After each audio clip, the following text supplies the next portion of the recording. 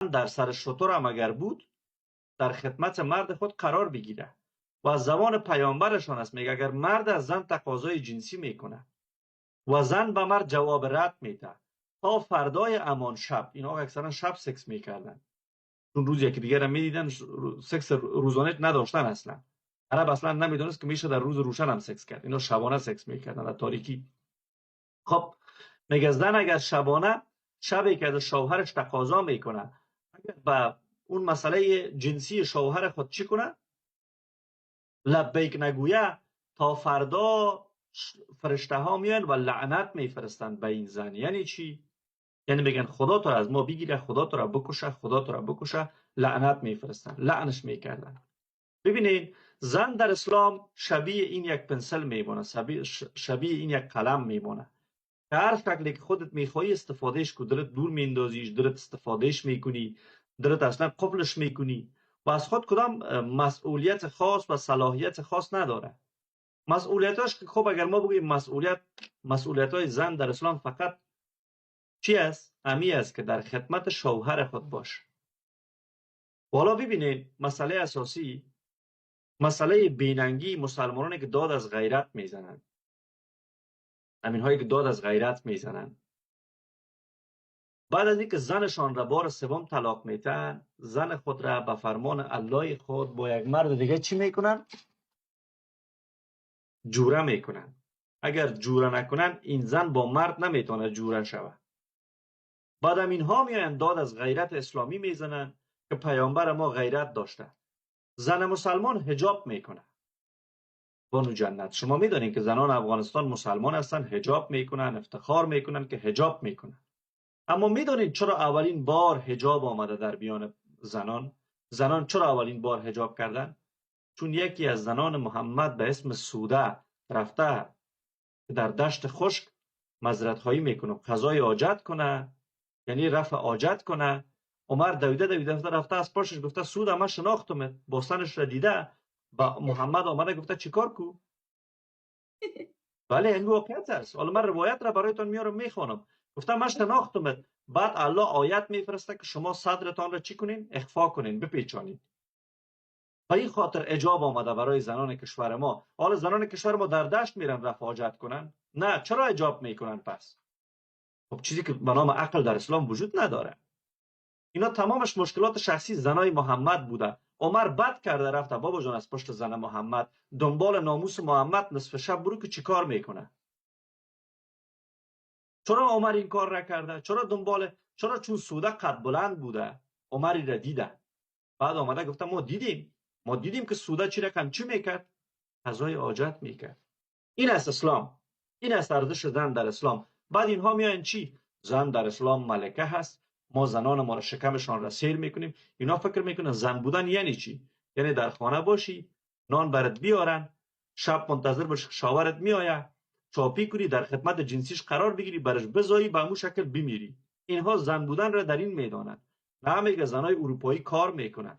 شرافتمندترین چیز برای انسان قرن 21 برای انسان سالم کار کردن هست. میگه زنای اروپایی کار میکنن شبانه. زنای اروپایی میرن در مثلا در فابریکه های زغال سنگ کار میکنن. اون زن امو آبله های کف دست و زن از بوسیدن است تا زنی که در برابر خدمت جنسی تا هر لحظه میگه برای پا بلند میکنه. معذرت مرا بپذیرن همه خواهران و مادران و عزیزانی که در برنامه هستن و برادران. حالا مسئله رضای کبیر نشه که من مگیره خواهر میخوانم. خب بعد می از این مسئله خواهر خواندن و برادر خواندن علاقمند نیستم. خب من به خاطر اخلاص و احترام به دوستان میگم این مسئله. دیگر اون زن به مراتب کف آبله کف دستش از بوسیدن است تا اون زن مسلمانی که فاحشه ذهنی خودش را میسازه. چیکار میکنه؟ خودش را میپیچونه، بعد شوهرش میاد هر لحظه ای که میخواد بالای شطور هم کشش میکنه، امرش سکس میکنه. نه دیگه که من این زندگی نیست. برده جنسی بودن یعنی همین دیگه. زن مسلمان کیفیت برده جنسی را در آیات قرآن داره. زندگی خود را نمیدونه، برای خودش زندگی نمیکنه. تا باشه برای پدر، بعد برای برادر بزرگ، بعد برای شوهر، بعد برای پسر. 4 تا شوی داره در زندگیش. 4 تا شوی. شوی اولش پدرش است، شوی دومش برادر بزرگش، شوی سومش شوهرش، شوی چهارمش هم بقمه است، این پسر جوانش است. چیزی نداره. خب آقای کاوش عزیز تشکر از تشریحات شما. اولش خب با عرض معذرت مرا خواهد نگوین. اوکی.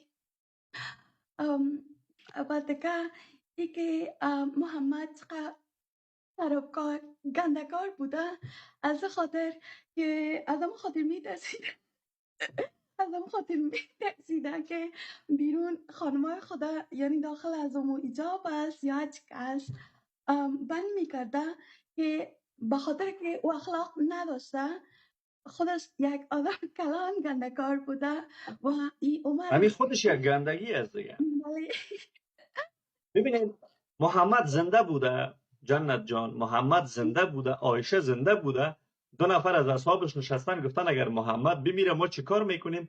طلحه گفتن من عایشه را میگیرم. طرف زنده، حالا گفته ایم دوست ما این گندگی رسه کو. طرف زنده، زنش انتخاب شده توسط اصحابش. بعد الله در قرآن آیت میفرسته که و زنهای محمد برای شما حرام شده به خاطر همین چشم بدشان.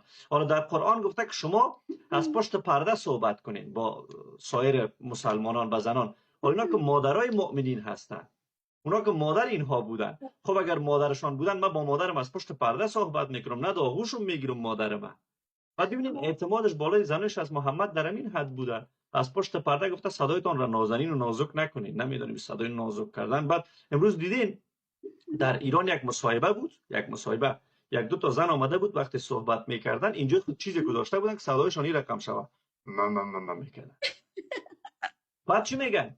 میگن این سنت کی است؟ سنت زنای پیامبر ما است. الله برشان گفته بود که با صدای اصلیتون صحبت نکنید، زن باید صدایش غر باشه با مرد بیگانه، دیگه کدام چیزی وجود نداره.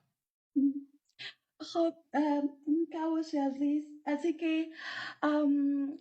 اینکه این آقا زیاد یک گندکاری کلان بوده و کسایی که خانمش پیش از اینکه خب محمد زنده سر مراز یعنی میراث تمام کرده، هر کدامش یک خانم محمد را به خاطر از این من فکر میکنم محمد اما تو یک کرکتر داشتنی که خانمای هر کسی که مقبول یا که لکس می بوده خب به خود میگرفته. خود طبعا دیگه میگنی امو چیزی که کشت میکنی درو میکنی، خب اونا هم منتظر بوده که آقا چه وقت میموره و ما هر خانمش بگیریم بله استفاده بله. کنیم. خب یک چیز واضحی است.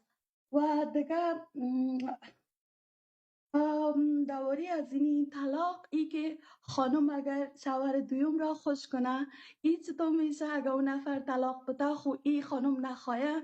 یعنی ای را ما میخوای واقعا بفهم همه مسلمانایی که خود مسلمان میگیره امیجا حق خانم را ما واقعا هیچ ندیدم، اصلا ندیدم. وقتی که هیچ حق نداره پس مسلمان از کجا از کدام منطق خود میگه که ما حق دادیم؟ و ایره لطفاً بارها در لایفتان این موضوع را ضمیمه کنین تا همه مردم ایره بفهمن. و دویم این کسایی که فعلا کامنت نوشته میکنم سعی کنین ما لطیفه عزیزی نیستم، اشتباه شما کامنت هستم. رو میخونی جنت؟ دول گپ میزنی یا کامنت دنبال میخونی؟ کامنت ها نباشین من اینجا میوت کردم دیدم همگی لطیفه فکر میکنه یک بیچاره دیگه نه خیر است بگذارین فکر کنن. خب اما فکر میکنن که صدای شما با صدای لطیفه عزیزی نزدیک است، شاید شما باشین. حالا بگذارین هر کس هر چی فکر میکنه، شما مطلبتون رو بیان کنین، راحت باشین. درست است پویای عزیز، درست است. تشکر بسیار زیاد دیگه من چیز گفتنی ندارم. اینی آقایی که زیاد گندکار است از این دوری کنین خلاص. یعنی محمد سپاس